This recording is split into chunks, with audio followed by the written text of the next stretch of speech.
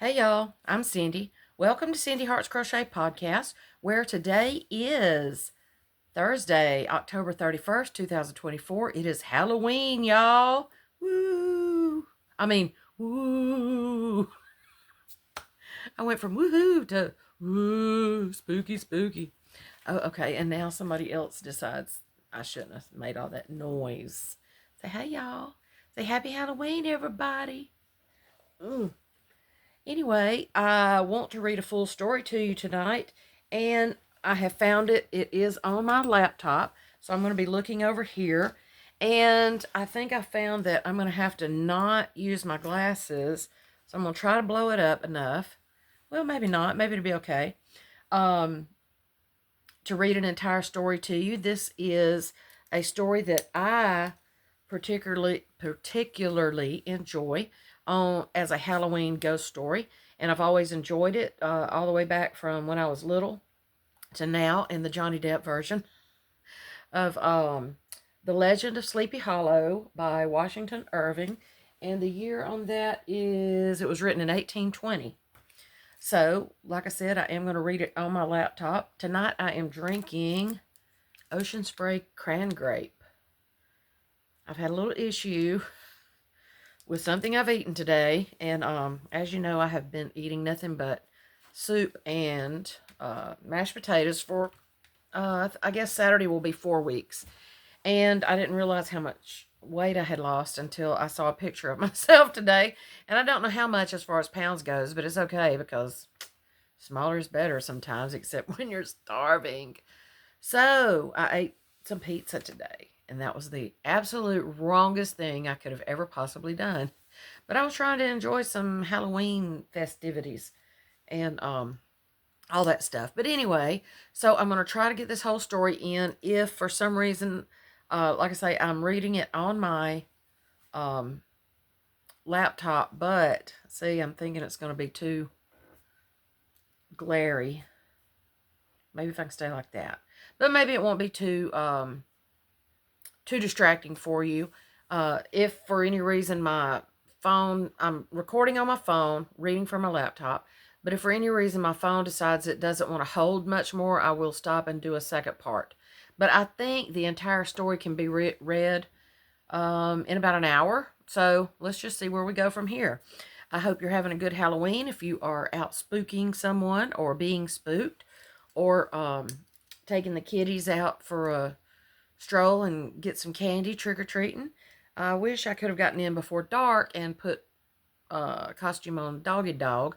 She's got a bumblebee wings and bzz bzz and antennas, and she's got something else over there. It's either bumblebee, maybe a ladybug also, but then she's got some red, white, and blue wings. But anyway, so she's cute anyway. I didn't really dress up today. Um, I wore my witch's hat, but and it even became hot. It's my black hat with a purple boa around it, I guess, feathers around it. Um, and I just wore my friend's shirt, and oh, I took my pumpkin earrings out. Anyway, I've got some pumpkin blown glass earrings and with crystals on the bottom of them, and I wore those to work today. So anyway, it was semi-Halloweeny. So anyway, I'm going to try to read this without it being too bad for you. But I do enjoy the fact that I found the whole story on a free website and can read the entire Legend of Sleepy Hollow by Washington Irving.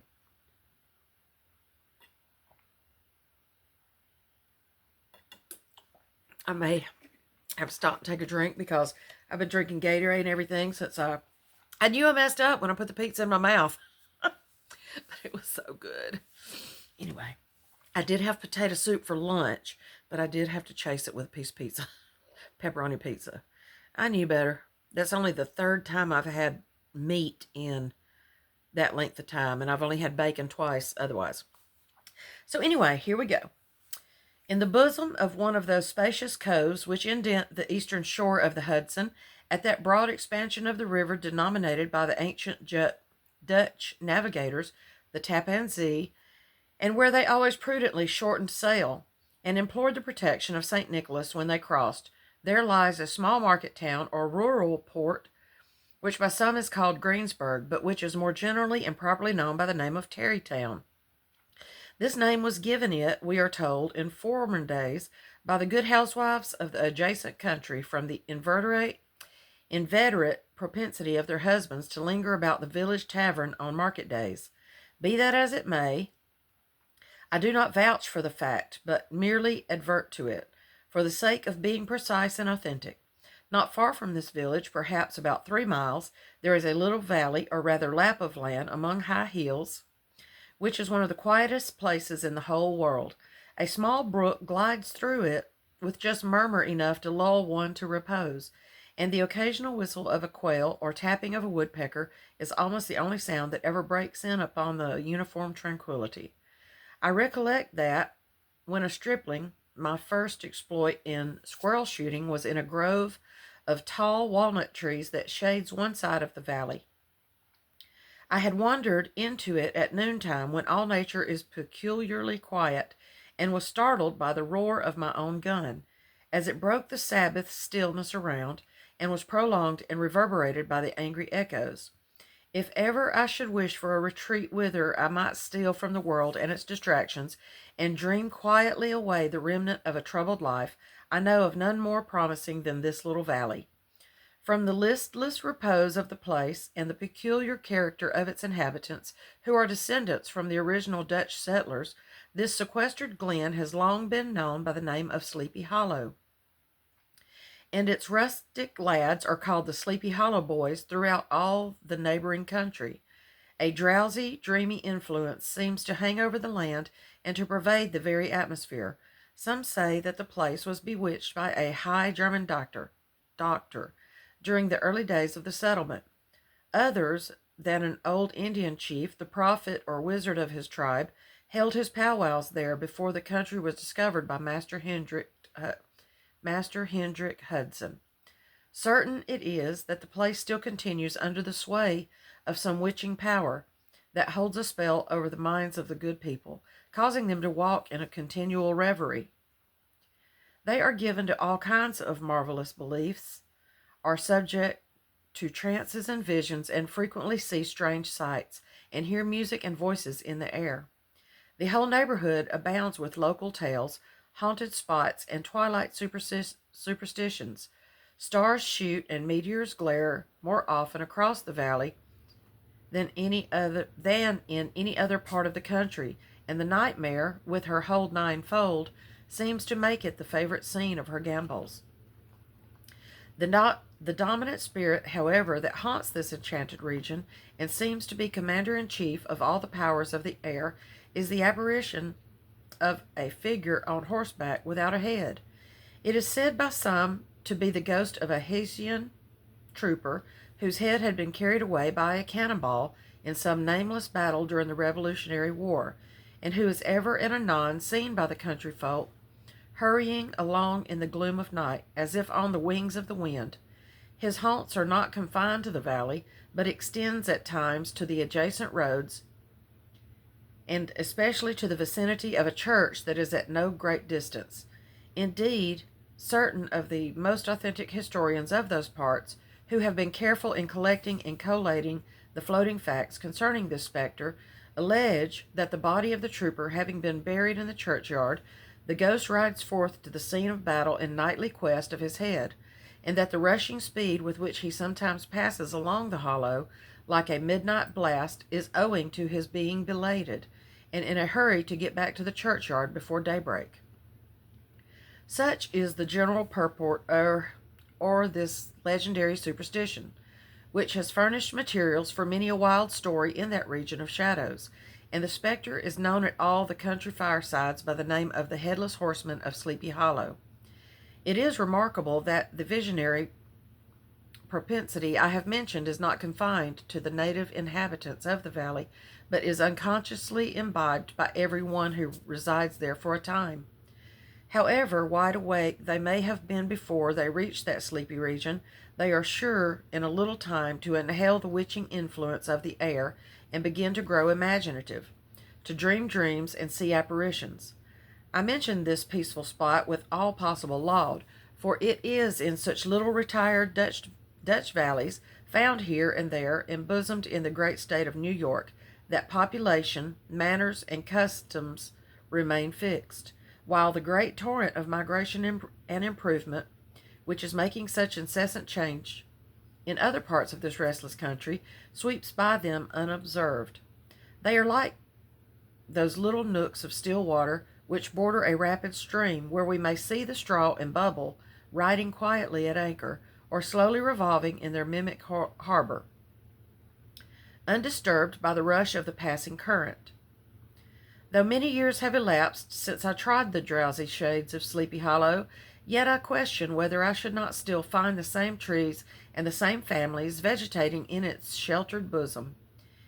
In this by-place of nature there abode, in a remote period of American history, that is to say, some 30 years since, a worthy wight of the name of Ichabod Crane, who sojourned, or as he expressed it, tarried, in Sleepy Hollow for the purpose of instructing the children of the vicinity.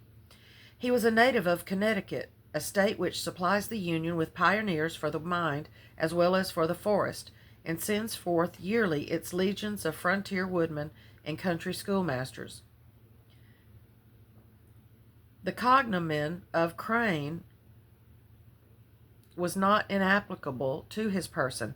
He was tall, but exceedingly lank, with narrow shoulders, long arms and legs, hands that dangled a mile out of his sleeves, feet that might have served for shovels, and his whole frame most loosely hung together. His head was small and flat at top, with huge ears, large green glassy eyes, and a long snipe nose, so that it looked like a weathercock perched upon his spindle neck, to tell which way the wind blew. To see him striding along the profile of a hill on a windy day, with his clothes bagging and fluttering about him, one might have mistaken him for the genius of famine descending upon the earth, or some scarecrow eloped from a cornfield. His schoolhouse was a low building of one large room, rudely constructed of logs, the windows partly glazed and partly patched with leaves of copybooks. It was most ingeniously secured at vacant hours by a withe twisted in the handle of the door, and stakes set against the window shutters, so that though a thief might get in with perfect ease, he would find some embarrassment in getting out, an idea most probably borrowed by the architect, Jost van Houten, from the mystery of an eel pot.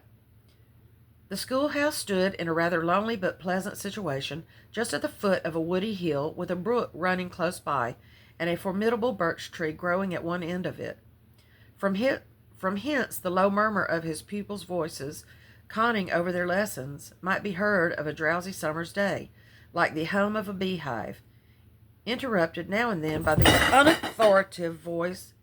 I don't know what she just went after, but it scared the crap out of me. What is it? Gave me a heart attack. What is it? Oh my gosh. On Halloween, it's scary. I'm already scared. Interrupted now and then by the authoritative voice of the master in the tone of menace or command, or peradventure by the appalling sound of the birch, as he urged some tardy loiterer along the flowery path of knowledge. Truth to say, he was a conscientious man that ever bore in mind the golden maxim, spare the rod and spoil the child. Ichabod Crane's scholars certainly were not spoiled. I would not have it imagined. Excuse me, she's tickling me over here. Crane's scholars certainly were not spoiled. I would not have it imagined, however, that he was one of those cruel potentates of the school who joy in the smart of their subjects. On the contrary, he administered justice with discrimination rather than severity, taking the burden off the backs of the weak and laying it on those of the strong. Your mere puny stripling that winced at the least flourish of the rod was passed by with indulgence, but the claims of justice were satisfied by inflicting a double portion on some little tough, wrong-headed, broad-skirted Dutch urchin who sulked and swelled and grew dogged and sullen beneath the birch. All this he called doing his duty by their parents, and he never inflicted a chastisement without following it by the assurance hold on.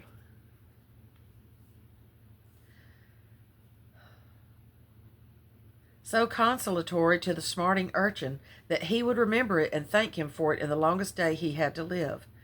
When school hours were over, he was even the companion and playmate of the larger boys, and on holiday afternoons would convoy some of the smaller ones home, who happened to have pretty sisters or good housewives for mothers, noted for the comforts of the cupboard. Indeed, it behooved him to keep on good terms with his pupils. The revenue arising from his school was small and would have been scarcely sufficient to furnish him with daily bread, for he was a huge feeder, and though lank, had the dilating powers of an anaconda. But to help out his maintenance, he was, according to the country custom in those parts, boarded and lodged at the houses of the farmers, whose children he instructed. With these he lived successfully a week at a time, thus going the rounds of the neighborhood, with all his worldly effects tied up in a cotton handkerchief. That all this might not be too onerous on the purses of his rustic patrons, who are apt to consider the cost of schooling a grievous burden, and schoolmasters as mere drones, he had various ways of rendering himself both useful and agreeable. He assisted the farmers occasionally in the lighter labors of their farms, helped to make hay, mended the fences, took the horses to water, drove the cows from pasture, and cut wood for the winter fire. He laid aside, too, all the dominant dignity and absolute sway with which he lorded it in his little empire, the school, and became wonderfully gentle and ingratiating. Goodness gracious me. The school, and became wonderfully gentle and ingratiating. He found favor in the eyes of the mothers by petting the children, particularly the youngest, and like the lion bold, which whilom so magnanimously the lamb did hold, he would sit with a child on one knee and rock a cradle with his foot for whole hours together. In addition to his other vocations, he was the singing master of the neighborhood, and picked up many bright shillings by instructing the young folks in psalmody. It was a matter of no little vanity to him on Sundays to take his station in front of the church gallery with a band of chosen singers, where, in his own mind, he completely carried away the palm from the parson. Certain it is, his voice resounded far above all the rest of the congregation, and there are peculiar quavers still to be heard in that church, and which may even be heard half a mile off, quite to the opposite side of the mill pond, on a still Sunday morning, which are said to be legitimately descended from the nose of Ichabod Crane. Thus, by divers little makeshifts, in that ingenious way which is commonly denominated by hook and by crook, the worthy pedagogue got on tolerably enough, and was thought by all who understood nothing of the labor of headwork to have a wonderful easy life of it. The schoolmaster is generally a man of some importance in the female circle of a rural neighborhood, being considered a kind of idle gentleman like personage of vastly superior taste and accomplishments to the rough country swains, and, indeed, inferior in learning only to the parson. His appearance, therefore, is apt to occasion some little stir at the tea-table of a farmhouse, and the addition of a supernumerary dish of cakes or sweetmeats, or peradventure the parade of a silver teapot. Our man of letters, therefore, was peculiarly happy in the smiles of all the country damsels. How he would figure among them in the churchyard, between services on Sundays, gathering grapes for them from the wild vines that overrun the surrounding trees, reciting for their amusement all the epitaphs on the tombstones, or sauntering with the whole bevy of them along the banks of the adjacent mill pond, while the more bashful country bumpkins hung sheepishly back, envying his superior elegance and address. From his half-itinerant life, also, he was a kind of traveling gazette, carrying the whole budget of local gossip from house to house, so that his appearance was always greeted with satisfaction. He was, moreover, esteemed by the women as a man of great erudition, for he had read several books quite through, and was a perfect master of Cotton Mather's History of New England Witchcraft, in which, by the way, he most firmly and potently believed. He was, in fact, an odd mixture of small shrewdness and simple credulity. His appetite for the marvelous and his powers of digesting it were equally extraordinary, and both had been increased by his residence in this spellbound region. No tale was too gross or monstrous for his capacious swallow. It was often his delight, after his school was dismissed in the afternoon, to stretch himself on the rich bed of clover, bordering the little brook that whimpered by his schoolhouse, and there con over old Mather's direful tales until the gathering dusk of evening made the printed page a mere mist before his eyes. Then, as he wended his way by swamp and stream and awful woodland to the farmhouse where he happened to be quartered, every sound of nature at that witching hour fluttered his excited imagination. The moan of the whippoorwill from the hillside, the boding cry of the tree-toad, that harbinger of storm, the dreary hooting of the screech-owl, or the sudden rustling in the thicket of birds frightened from their roost. The fireflies, too, which sparkled most vividly in the darkest places, now and then startled him, as one of uncommon brightness would stream across his path, and if by chance a huge blockhead of a beetle came winging his blundering flight against him. The poor varlet was ready to give up the ghost, with the idea that he was struck with a witch's token. His only resource on such occasions, either to drown thought or drive away evil spirits, was to sing psalm tunes, and the good people of Sleepy Hollow, as they sat by their doors of an evening, were often filled with awe at hearing his nasal melody, in linked sweetness long drawn out, floating from the distant hill or along the dusty road.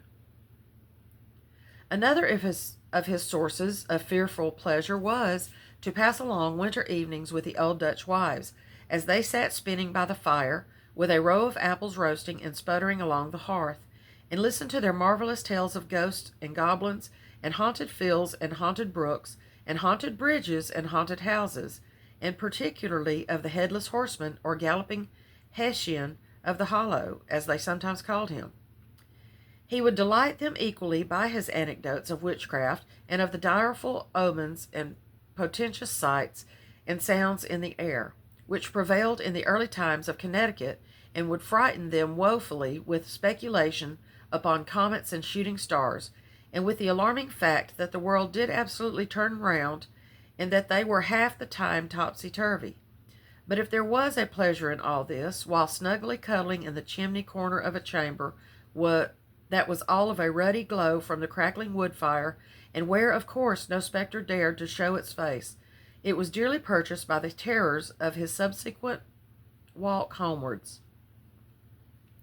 What fearful shapes and shadows beset his path amidst the dim and ghastly glare of a snowy night! With that wistful look did he eye every trembling ray of light streaming across the waste fields from some distant window. How often was he appalled by some shrub covered with snow, which like a sheeted spectre beset his very path! How often did he shrink with curling awe at the sound of his own steps on the frosty crust beneath his feet, and dread to look over his shoulder, lest he should behold some uncouth being trampling close beside him! And how often was he thrown into complete dismay by some rushing blast howling among the trees, in the idea that it was the galloping Hessian on one of his nightly scourings. All these, however, were mere terrors of the night, phantoms of the mind, that walk in darkness, and though he had seen many spectres in his time, and been more than once beset by Satan in divers shapes in his lonely perambulations, yet daylight put an end to all these evils, and he would have passed a pleasant life of it, in despite of the devil and all his works, if his path had not been crossed by a being that causes more perplexity to mortal man than ghosts, goblins, and the whole race of witches put together, and that was a woman. Among the among the musical disciples who assembled one evening in each week to receive his instructions in psalmody was Katrina Van Tassel. Oh, excuse me. The daughter and only child of a substantial Dutch farmer. She was a blooming lass of fresh 18, plump as a partridge, ripe and melting and rosy-cheeked as one of her father's peaches, and universally famed not merely for her beauty, but for her vast expectations. She was withal a little of a coquette, as might be perceived even in her dress, which was a mixture of ancient and modern fashions, as most suited to set off her charms. She wore the ornaments of pure yellow gold, which her great-great-grandmother had brought over from Sardom, the tempting stomacher of the olden time, and withal a provokingly short petticoat, to display the prettiest foot and ankle in the country round. Ichabod Crane had a soft and foolish heart toward the sex, and it is not to be wondered at that so tempting a morsel soon found favor in his eyes, more especially after he had visited her in her paternal mansion. Old Baltus Van Tassel was a perfect picture of a thriving, contented, liberal-hearted farmer. He seldom, it is true, sent either his eyes or his thoughts beyond the boundaries of his own farm, but within these everything was snug, happy, and well-conditioned. He was satisfied with his wealth, but not proud of it, and piqued himself upon the hearty abundance rather than the style in which he lived. His stronghold was situated on the banks of the Hudson, in one of those green, sheltered, fertile nooks in which the Dutch farmers are so fond of nestling. A great elm tree spread its broad branches over it, at the foot of which bubbled up a spring of the softest and sweetest water, in a little well formed of a barrel, and then stole sparkling away through the grass to a neighboring brook that babbled along among the alders and dwarf willows. Hard by the farmhouse was a vast barn that might have served for a church, every window and crevice of which seemed bursting forth with the treasures of the farm. The flail was busily resounding within it from morning to night. Swallows and martins skimmed twittering about the eaves. The row of pigeons, some with one eye turned up, as if watching the weather, some with their heads under their wings or buried in their bosoms, and others, swelling and cooing and bowing about their dames, were enjoying the sunshine on the roof. Sleek, unwieldy porkers were grunting in the repose and abundance of their pens, from whence sallied forth now and then troops of sucking pigs, as if to sniff the air. A stately squadron of snowy geese were riding in an adjoining pond, convoying whole fleets of ducks. Regiments of turkeys were gobbling through the farmyard, and guinea fowls fretting about it like ill-tempered housewives, with their peevish, discontented cry. Before the barn door strutted the gallant cock, that pattern of a husband, a warrior, and a fine gentleman, clapping his burnished wings and crowing in the pride of gladness of his heart, sometimes tearing up the earth with his feet, and then generously calling his ever-hungry family of wives and children to enjoy the rich morsel which he had discovered. The pedagogue's mouth watered as he looked upon his sumptuous promise of luxurious winter fare. In his devouring mind's eye he pictured to himself every roasting pig running about, with a pudding in its belly and an apple in its mouth. The pigeons were snugly put to bed in a comfortable pie, and tucked in with a coverlet of crust. The geese were swimming in their own gravy, and the ducks pairing cozily in dishes, like snug married couples, with a decent competency of onion sauce. In the porkers he saw carved out the future sleek side of bacon and juicy relishing ham. Not a turkey, but he beheld daintily trussed up, with its gizzard under its wing, and peradventure a necklace of savory sausages, and even bright Chanticleer himself lay sprawling on his back, in a side dish, with uplifted claws, as if craving that quarter which his chivalrous spirit disdained to ask while living. As the enraptured Ichabod fancied all this, and as he rolled his great green eyes over the fat meadowlands, the rich fields of wheat, of rye, of buckwheat, and Indian corn, and the orchards burdened with ruddy fruit, which surrounded the warm tenement of Van Tassel, his heart yearned after the damsel, who was to inherit these domains, and his imagination expanded with the idea. how they might be readily turned into cash, and the money invested in immense tracts of wild lands and shingle palaces in the wilderness. Nay, this busy fancy already realized his hopes, and presented to him the blooming Katrina, with a whole family of children, mounted on the top of a wagon loaded with household trumpery, with pots and kettles dangling beneath, and he beheld himself bestriding a pacing mare, with a colt at her heels, setting out for Kentucky, Tennessee, or the Lord knows where. When he entered the house, the conquest of his heart was complete. It was one of those spacious farmhouses with high-ridged but lowly sloping roofs, built in the style handed down from the first Dutch settlers. The low projecting eaves forming a piazza along the front, capable of being closed up in bad weather. Under this were hung flails, harness, various utensils of husbandry, and nets for fishing in the neighboring river. Benches were built along the sides for summer use, and a great spinning wheel at one end and a churn at the other showed the various uses to which this important porch might be devoted.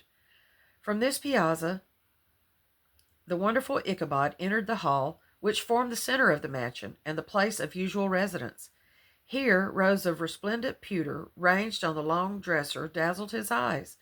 In one corner stood a huge bag of wool, ready to be spun; in another, a quantity of linsey woolsey, excuse me, just from the loom.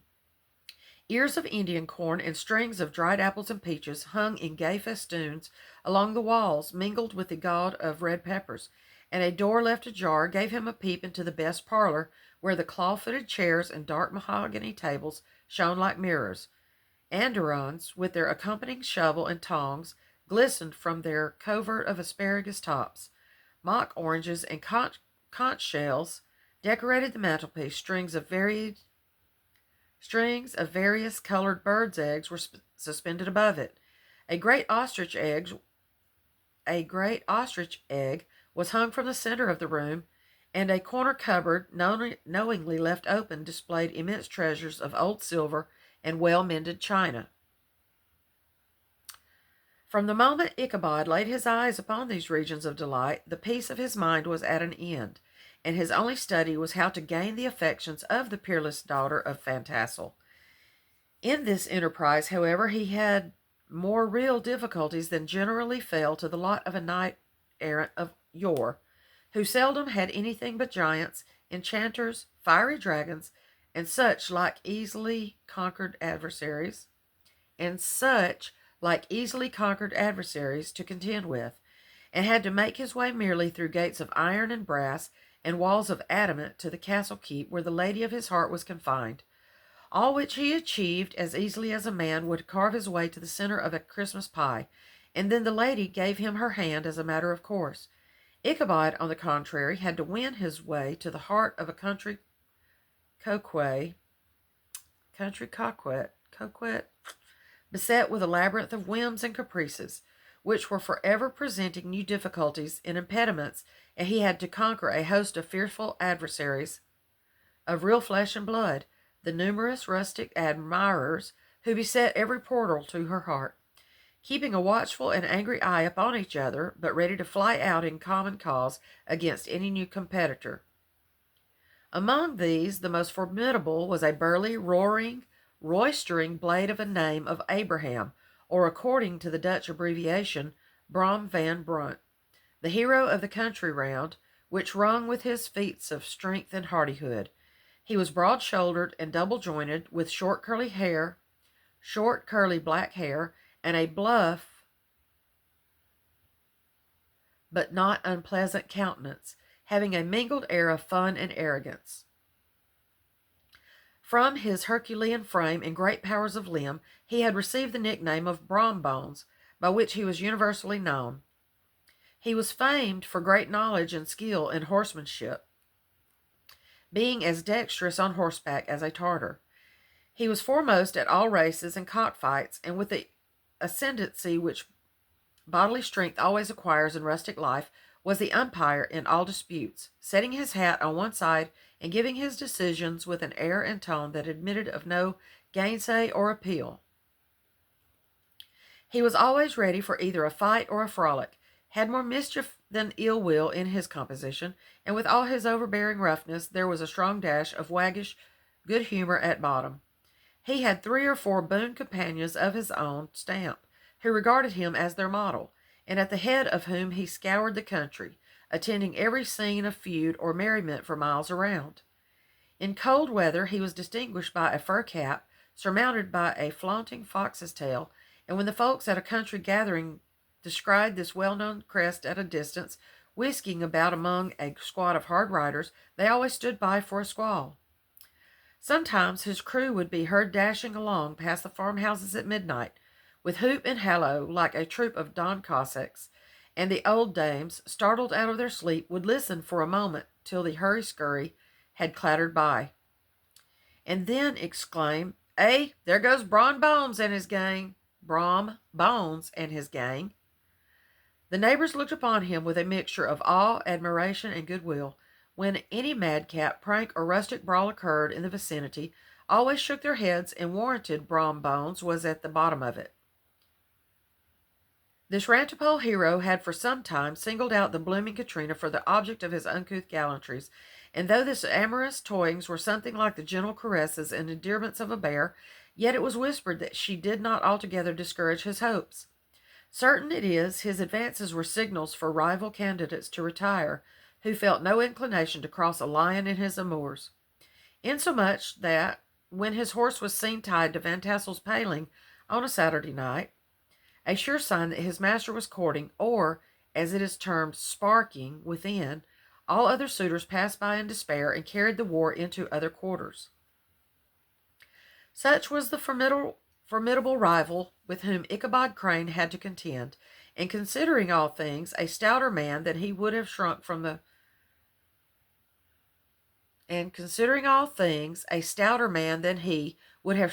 competition, and a wiser man would have despaired. He had, however, a happy mixture of pliability and perseverance in his nature. He was in form and spirit like a supple jack, yielding but tough. Though he bent, he never broke, and though he bowed beneath the slightest pressure, yet the moment it was away, jerk, he was as erect and carried his head as high as ever. To have taken the field openly against this rifle would have been madness, for he was not man to be thwarted in his amours. Any more than that stony lover, Achilles, Ichabod therefore made his advances in a quiet and gently insinuating manner. Under cover of his character of singing master, he made frequent visits at the farmhouse. Not that he had anything to apprehend from the meddlesome interference of parents, which is so often a stumbling block in the path of lovers. Balt Van Tassel was an easy, indulgent soul. He loved his daughter better even than his pipe, and like a reasonable man,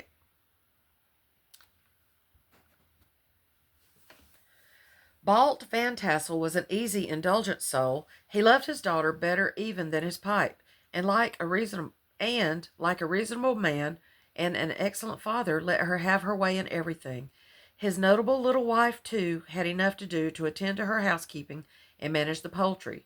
For, as she sagely observed, ducks and geese are foolish things and must be looked after, but girls can take care of themselves.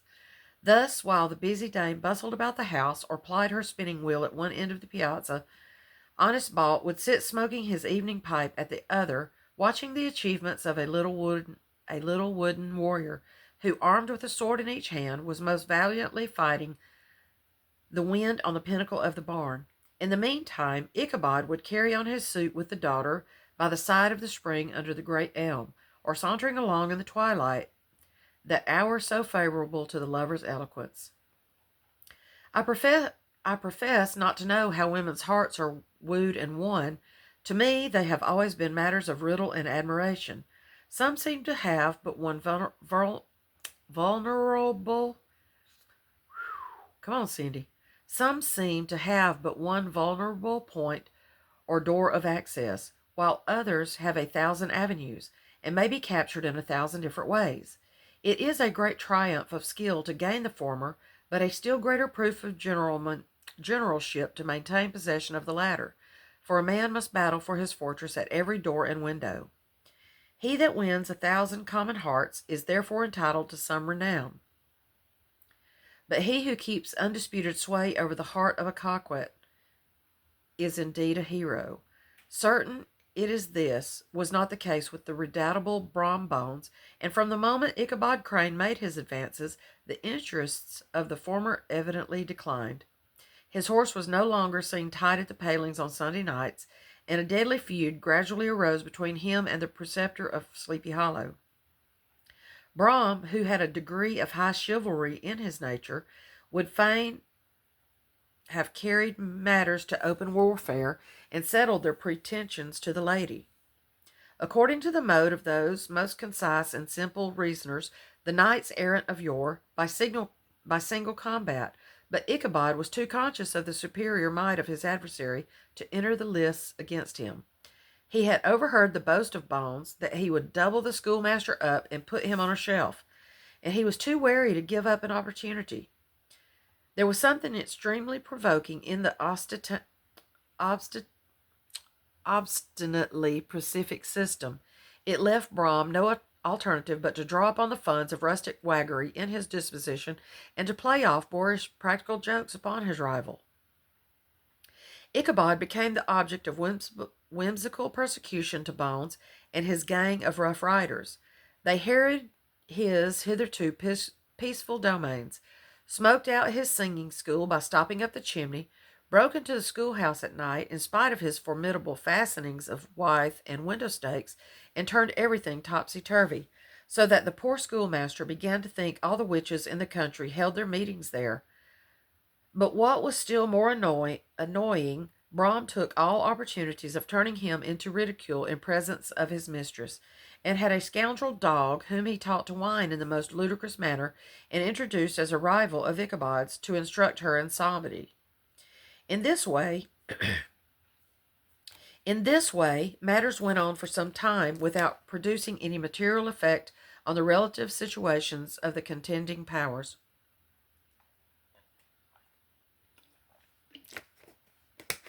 On a fine autumnal afternoon, Ichabod, in pensive mood, sat enthroned on the lofty stool from whence he usually watched all the concerns of his little literary realm. In his hand he swayed a ferule, that scepter of despotic power. The birch of justice reposed on 3 nails behind the throne, a constant terror to evildoers, while on the desk before him might be seen sundry contraband articles and prohibited weapons, detected upon the persons of idle urchins, such as half-munched apples, pop-guns, whirligigs, fly-cages, and whole legions of rampant little paper gamecocks. Apparently there had been some appalling act of justice recently inflicted, for his scholars were all busily intent upon their books, or slyly whispering behind them with one eye kept upon the master, and a kind of buzzing stillness reigned throughout the schoolroom. It was suddenly interrupted by the appearance of a man in tow-cloth jacket and trousers, a round-crowned fragment of a hat like the cap of Mercury, and mounted on the back of a ragged, wild, half-broken colt, which he managed with a rope by way of halter. He came clattering up to the school door with an invitation to Ichabod to attend a merrymaking or quilting frolic to be held that evening at Mynheer Van Tassel's, and having delivered his message with that air of importance and effort at fine language which a man is apt to display on petty embassies of the kind, he dashed over the brook and was seen scampering away up the hollow, full of the importance and hurry of his mission. All was now bustle and hubbub in the late quiet schoolroom. The scholars were hurried through their lessons without stopping at truffles.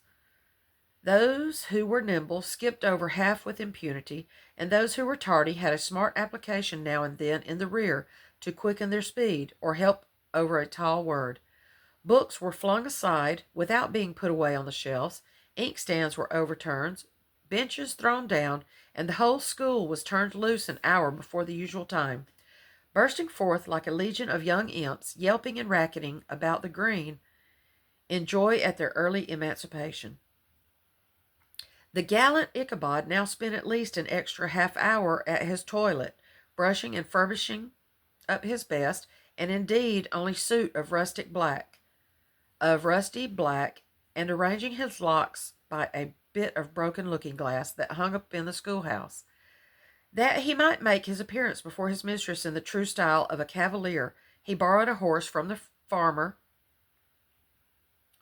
with whom he was staying, a choleric old Dutchman of the name of Hans Van Ripper, and thus gallantly mounted, issued forth like a knight-errant in quest of adventures. But it is meet I should, in the true spirit of romantic story, give some account of the looks and equipments of my hero and his steed. The animal he bestrode was a broken-down plough horse that had outlived almost everything but his viciousness. He was gaunt and shagged, with a ewe neck and a head like a hammer. His rusty mane and tail were tangled and knotted with burrs. One eye had lost its pupil and was glaring and spectral, but the other had the gleam of a genuine devil in it. Still, he must have had fire and metal in his day, if he may judge from his name, which was Gunpowder. He had, in fact, been a favourite steed of the master's, the choleric Van Ripper, who was a furious rider and had infused, very probably, some of his own spirit into the animal, for old and broken down as he looked, there was more of the lurking devil in him than in any young filly in the country. Ichabod was a suitable figure for such a steed. He rode with short stirrups, which brought his knees nearly up to the pommel of the saddle. His sharp elbows stuck out like grasshoppers. He carried his whip perpendicularly in his hand like a scepter, and as the horse jogged on, the motion of his arms was not unlike the flapping of a pair of wings. A small wool hat rested on top of his nose, for so his scanty strip of forehead might be called, and the skirts of his black coat fluttered out almost to the horse's tail. Such was the appearance of Ichabod and his steeds as they shambled out of the gate of Hans Van Ripper, and it was altogether such an apparition as it seldom to be met with in broad daylight. It was, as I have said, a fine autumnal day. The sky was clear and serene, and nature wore that rich and golden livery which was always associate with the idea of abundance.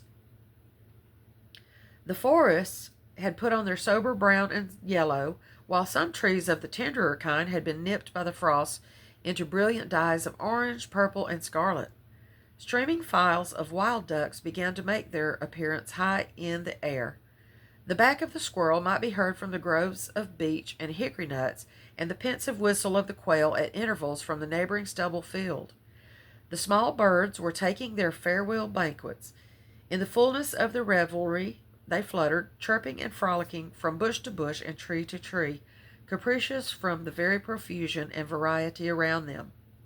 There was the honest cock-robin, the favourite game of stripling sportsmen, with its loud, querulous note, and the twittering blackbirds, flying in sable clouds, and the golden-winged woodpecker, with his crimson crest, his broad black gorget, and splendid plumage, and the cedar bird with its red-tipped wings and yellow-tipped tail, and its little Monterio cap of feathers, and the blue jay, that noisy coxcomb, in his gay light blue coat and white underclothes, screaming and chattering, nodding and bobbing, and bowing and pretending to be on good terms with every songster of the grove.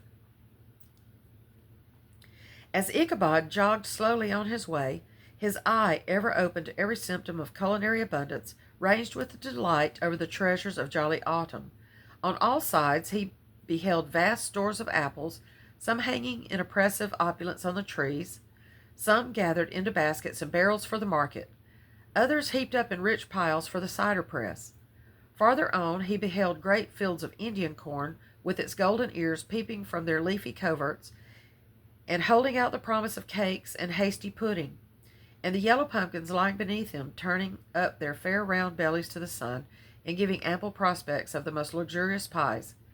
And anon he passed the fragrant buckwheat fields, breathing the odor of the beehive, and as he beheld him, soft anticipations stole over his mind of dainty slapjacks, well buttered and garnished with honey or treacle, by the delicate little dimpled hand of Katrina Van Tassel. Thus, feeding his mind with many sweet thoughts and sugared suppositions, he journeyed along the sides of a range of hills which look out upon some of the goodliest scenes of the mighty Hudson. The sun gradually wheeled his broad disk down into the west. The wide bosom of the Tappan Zee lay motionless and glassy, excepting that here and there a gentle undulation waved and prolonged the blue shadow of the distant mountain. A few amber clouds floated in the sky without a breath of air to move them. The horizon was of a fine golden tint, changing gradually into a pure apple green, and from that in the deep blue of the mid-heaven.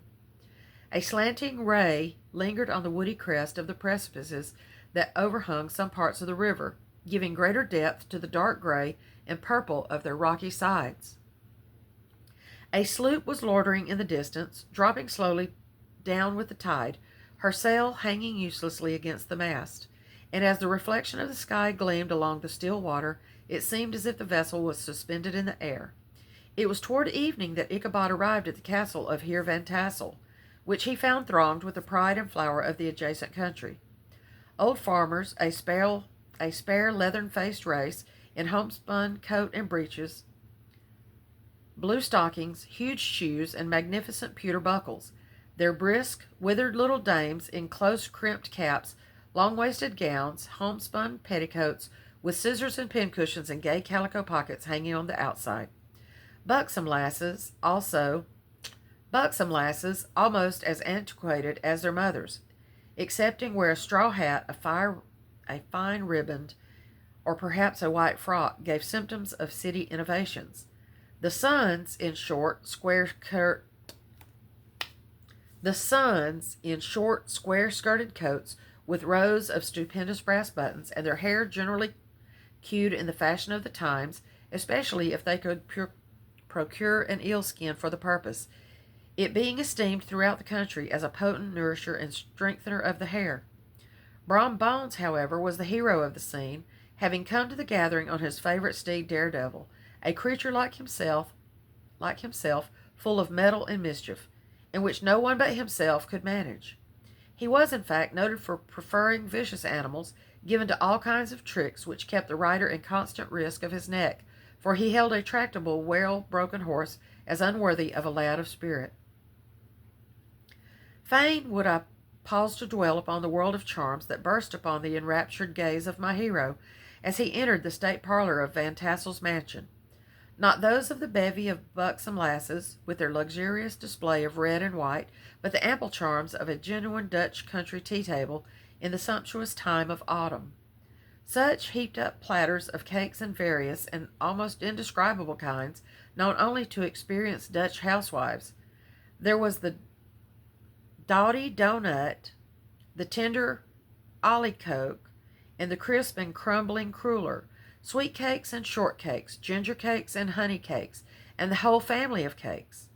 And then there were apple pies and peach pies and pumpkin pies, besides slices of ham and smoked beef, and moreover delectable dishes of preserved plums and peaches and pears and quinces, not to mention broiled shad and roasted chickens, together with bowls of milk and cream, all mingled higgledy-piggledy, pretty much as I have enumerated them, with the motherly teapot sending up its clouds of vapor from the midst.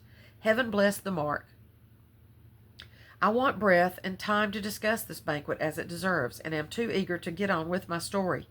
Happily, Ichabod Crane was not in so great a hurry as his historian, but did ample justice to every dainty. He was a kind and thankful creature, whose heart dilated in proportion as his skin was filled with good cheer, and whose spirits rose with eating, as some men's do with drink. He could not help, too, rolling his large eyes around him as he ate, and chuckling with the possibility that he might one day be lord of all this scene of almost unimaginable luxury and splendor. Then, he thought, how soon he'd turn his back upon the old schoolhouse, snap his fingers in the face of Hans Van Ripper and every other patron, and kick any itinerant pedagogue out of doors that should dare to call him comrade. Old Baltus Van Tassel moved about among his guests with a face dilated with content and good humor, round and jolly as the harvest moon. His hospitable attentions were brief but expressive, being confined to a shake of the hand, a slap on the shoulder, a loud laugh, and a pressing invitation to fall to and help themselves. And now the sound of the music from the common room, or hall, summoned to the dance. The musician was an old gray-headed man who had been the itinerant orchestra of the neighborhood for more than half a century. His instrument was as old and battered as himself. The greater part of the time he scraped away on 2 or 3 strings, accompanying every movement of the bow with a motion of the head, bowing almost to the ground and stamping with his foot whenever a fresh couple were to start. Ichabod prided himself upon his dancing as much as upon his vocal powers. Not a limb, not a fiber about him was idle, and to have seen his loosely hung frame in full motion and clattering about the room, you would have thought St. Vitus himself, that blessed patron of the dance, was figuring before you in person. He was the admiration of all the men who have gathered, of all ages and sizes, from the farm and the neighborhood, stood forming a pyramid of shining faces at every door and window, gazing with delight at the scene, rolling their white eyeballs and showing grinning rows of ivory from ear to ear. How could the flogger of urchins be otherwise than animated and joyous? The lady of his heart was his partner in the dance, and smiling graciously in reply to all his amorous oglings, while Brom Bones, sorely smitten with love and jealousy, sat brooding by himself in one corner. When the dance was at the end, Ichabod was attracted to a knot of the sager folks, who, with old Van Tassel, sat smoking at one end of the piazza, gossiping over former times and drawling out long stories about the war. This neighborhood, at the time of which I am speaking, was one of those highly favored places which abound with chronicle and great men. The British and American line had run near it during the war. It had therefore been the scene of marauding and infested with refugees, cowboys, and all kinds of border chivalry.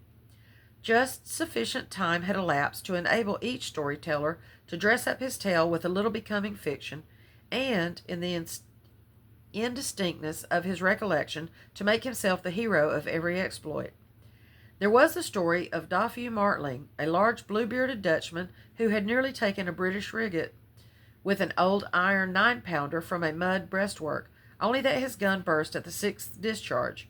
And there was an old gentleman, who shall be nameless, being too rich a menhir to be lightly mentioned, who, in the battle of White Plains, being an excellent master of defense, parried a musket ball with a small sword, insomuch that he absolutely felt it whiz round the blade and glance off at the hilt, in proof of which he was ready at any time to show the sword, with the hilt a little bent. There were several more that had been equally great in the field, not one of whom was persuaded that he had a considerable hand in bringing the war to a happy termination. But all these were nothing to the tales of ghosts and apparitions that succeeded. The neighborhood is rich in legendary treasures of the kind. Local tales and superstitions thrive best in these sheltered, long-settled retreats, but are trampled underfoot by the shifting throng that forms the population of most of the country places. Besides, there is no encouragement for ghosts in most of our villages, for they have scarcely had time to finish their first nap and turn themselves in their graves before their surviving friends have traveled away from the neighborhood, so that when they turn out at night to walk their rounds, they have no acquaintance left to call upon. This is perhaps the reason why we so seldom hear of ghosts, except in our long-established Dutch communities. The immediate cause, however, of the prevalence of supernatural stories in these parts was doubtless owing to the vicinity of Sleepy Hollow. There was a contagion in the very air that blew from that haunted region.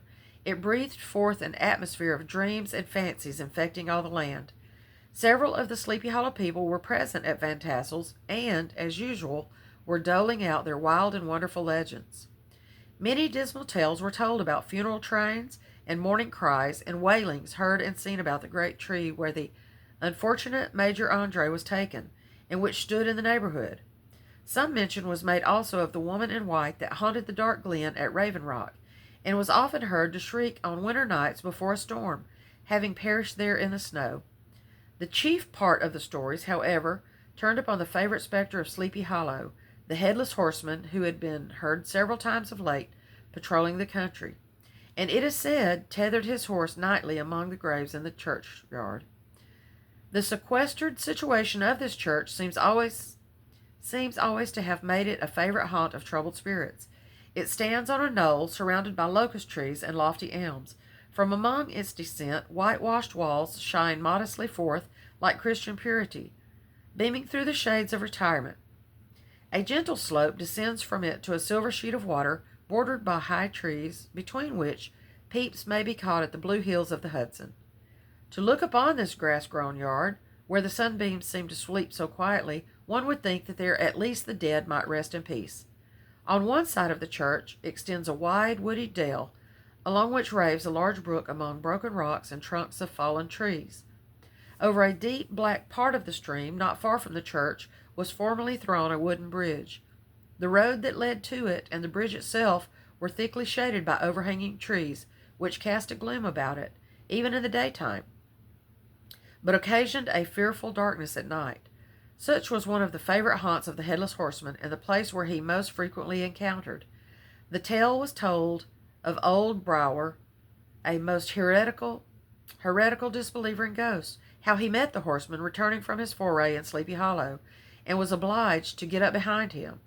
How they galloped over bush and brake, over hill and swamp, until they reached the bridge, when the horseman suddenly turned into a skeleton, threw old Brower into the brook, and sprang away from the treetops with a clap of thunder. Over the treetops with a clap of thunder. This story was immediately matched by a thrice marvelous adventure of Brom Bones, who made light of the galloping Hessian as an errant jockey.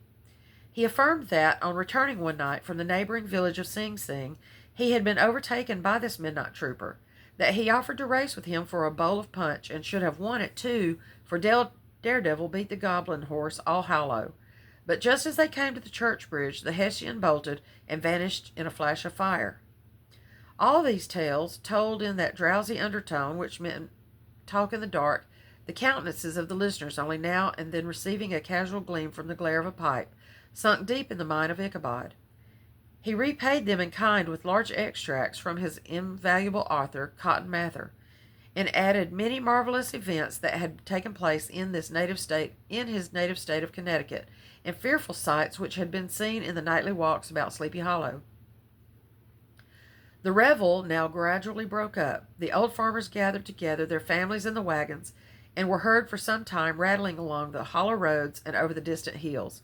Some of the damsels, mounted on pillions behind their favorite swains, and their light-hearted laughter, mingling with the clatter of hoofs, echoed along the silent woodland, sounding fainter and fainter until they gradually died away, and the late scene of noise and frolic was all silent and deserted.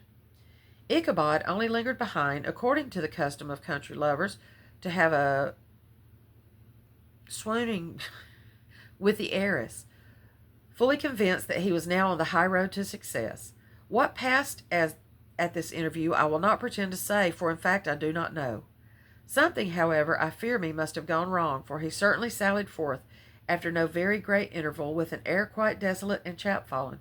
Oh, these women, these women! Could that girl have been playing off any of her coquettish tricks?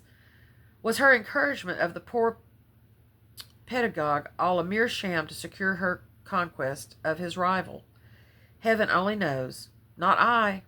Let it suffice to say, Ichabod stole forth with the air of one who had been sacking a hen roost rather than a fair lady's heart.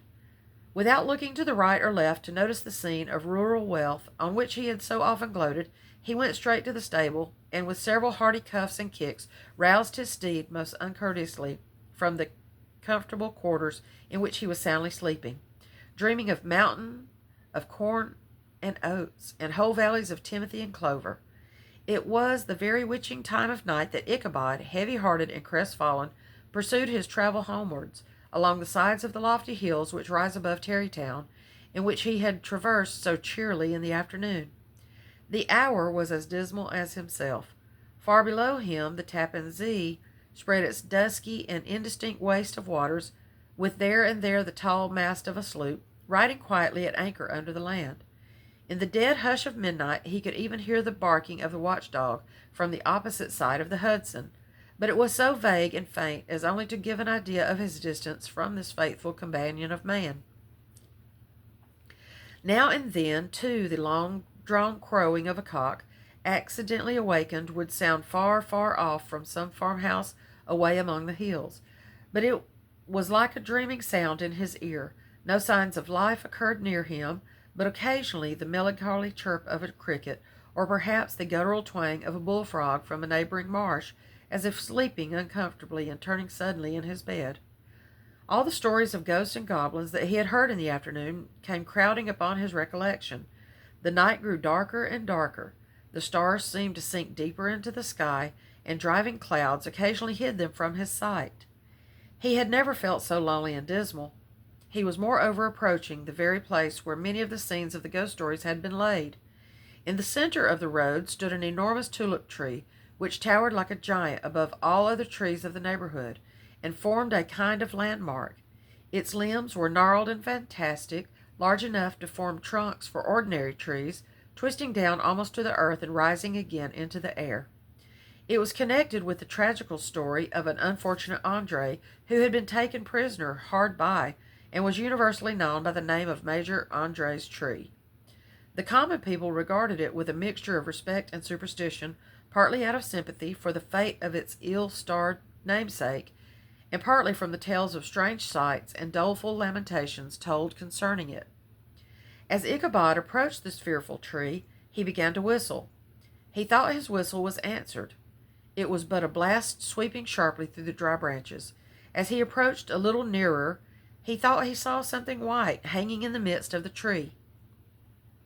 He paused and ceased whistling, but on looking more narrowly, perceived that it was a place where the tree had been scathed by lightning, and the white wood laid bare.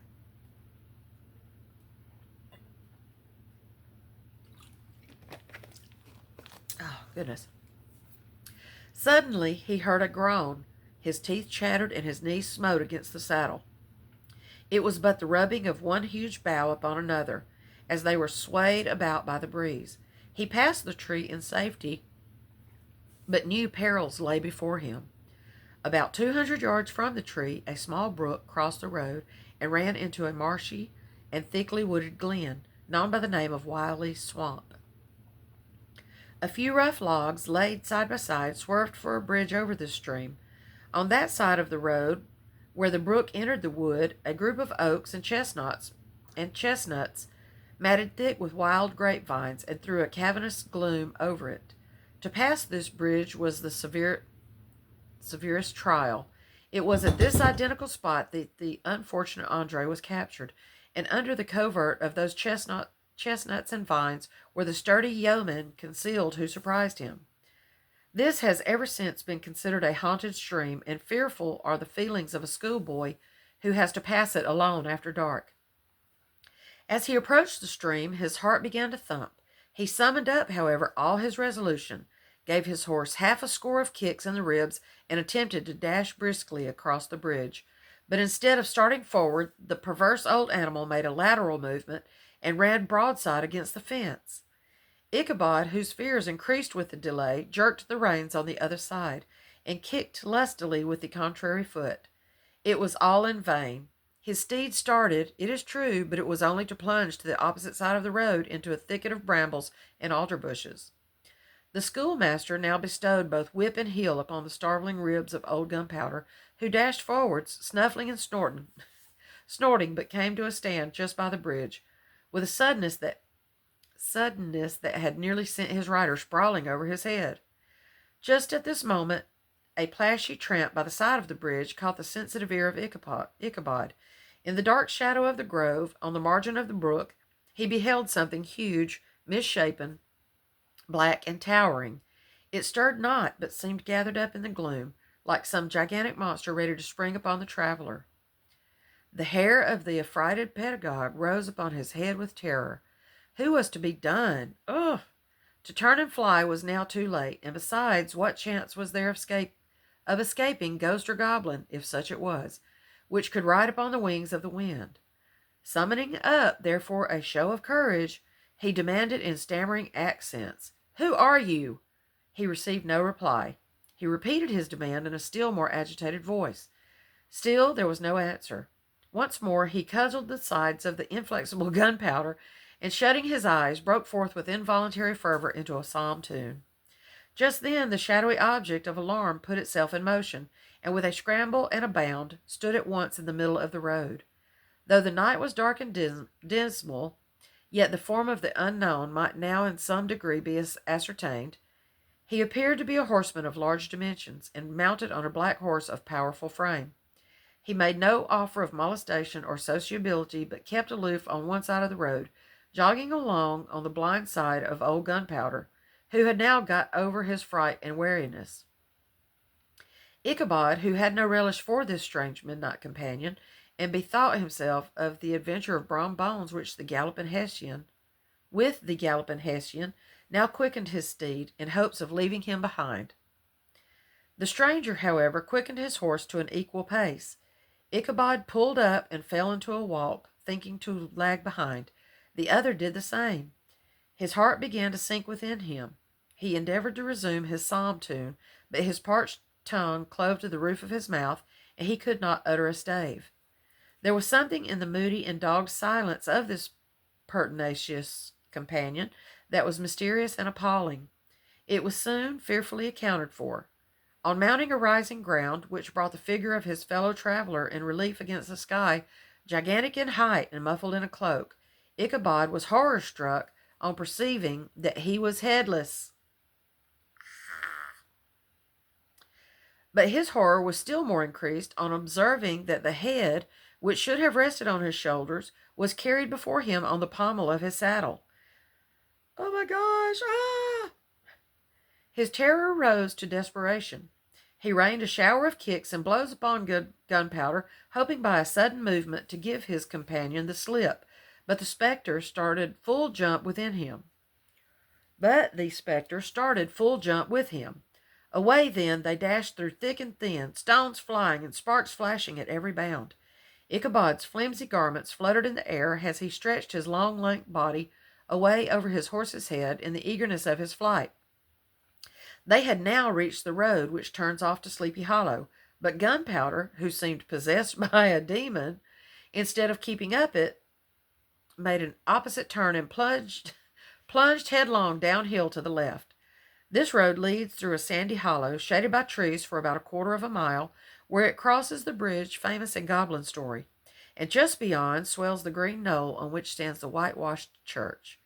As yet the panic of the steed had given his unskilful rider an apparent advantage in the chase, but just as he had got halfway through the hollow, the girths of the saddle gave way, and he felt it slipping from under him.